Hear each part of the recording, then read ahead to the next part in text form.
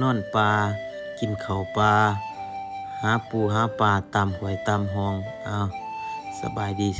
เด้อพี่น้องเด้อพบเพาะกับสองแหลบ้านนาคือเก่า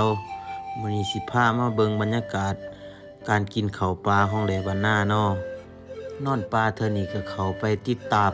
เปอร์เซ็นต์กันหลอดตายของปลาฟื้นฟูของบ้านพลมีไสพี่น้องบ้านพลมีไสเมืองโขงแข้งจำปาสักก็สิมีไอ้น้องอยู่6-7 คนพุ่นแหละแล้วก็เปิ้นส้นเพิ่นแน่3 คนเขาไปนำพี่น้องแล้วไปนอนปลาคืนหนึ่งหากินนี่ก็แล้ววันหน้าก็เลยไปเยื่องกบเยื่องปลาหาฟันปลาน้ำหวยน้ำหองแต่ว่าบ่ได้ถ่ายบรรยากาศมาให้พี่ให้น้องเบิ่งหรอกเพราะว่าฝนตกดินพี่น้องก็เลยไปกับทีมงานบ้านเพิ่นเนี่ยก็สิไล่ปลามาอยู่จำนวนหนึ่งแล้วก็กบแน่เขียดแน่พี่น้องหลายอย่างอยู่เพราะว่าไปเยื่องตอนกลางคืนตื่นเช้ามาแล้ววันหน้าก็เฮ็ดสู่เพิ่นกินได้แล้ววันหน้าว่ามื้อนี้สิรับผิดชอบเรื่องเมนูเฮ็ดสู่ไอ้น้องกินเองแล้ววันหน้าก็สิเฮ็ดอยู่ปิ้งเขียดพี่น้องแล้วก็ป่นกบปิ้งเขียดก็มีตำบักถั่วน้ำแล้วก็มกปลามกใส่ผักขะแยงหอมๆปิ้งใส่ใบตองกุ้งแห้งๆแล้วจังมากินเด้กินกับไอ้น้องหลายคนม่วนพี่น้องบรรยากาศแน่นี่ถึงว่าสิบ่มีสิ่งอำนวยความสะดวกก็อย่างแต่ว่าแล้วว่าหน้ามักแบบนี้ม่วนดีพี่น้องมาอยู่จังซี่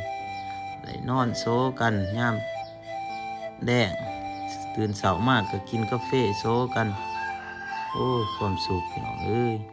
หาอยู่หากินตามธรรมชาติสำหรับแดบ้านนานี่ก็เป็นพนักงานอาสาเด้อพี่น้องเด้อเป็นพนักงานอาสาสมัครของกองคุ้มครองอุทยานแห่งชาติเซเปียนหรือว่าป่าสงวนเซเปียนเนี่ยเดี๋ยวนี้เพิ่นก็เลยยกระดับมาเป็นอุทยานแห่งชาติเซเปียนนะพี่น้องถึงว่าเนื้อที่ของเพิ่นนี่ก็200,000 ปลายพี่น้องกวมเอา2แข้ง3เมืองพุ่นได้แข้งอันตะปือกับแข้งจำปาสักก็สิมีอยู่เมืองสนามไส้เมืองโค้งแล้วก็เมืองปทุมพรแล้วก็มีหลายๆคนถามแด่วันหน้าเข้ามาพี่น้องว่าเป็นหยังจะมาเฮ็ดเวียกนี้บ่มีเงินเดือนกินก็คือว่ามาเฮ็ดแต่วันหน้าก็ตอบแบบมั่นใจเลยพี่น้องแล้ววันหน้านี่มักแล้ววันหน้าเป็นคนบ้านนอกของหน้ามักอยู่กับธรรมชาติมักการอนุรักษ์พี่น้องแล้วก็แล้ววันหน้านี่เรียนจบป่าไม้และสิ่งแวดล้อมมาก็เลยว่ามักในเวียกตัวนี้ก็เลยมาเฮ็ดถึงว่าสิบ่มีเงินเดือนแต่แล้ววันหน้าก็สู้ซนก็อดทน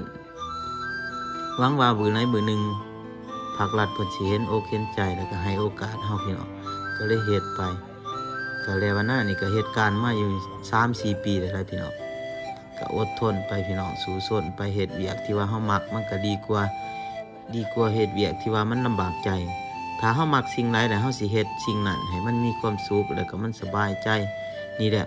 พี่น้องที่ว่าแลวันหน้านี่มักแล้วก็แลวันหน้านี่ตามหา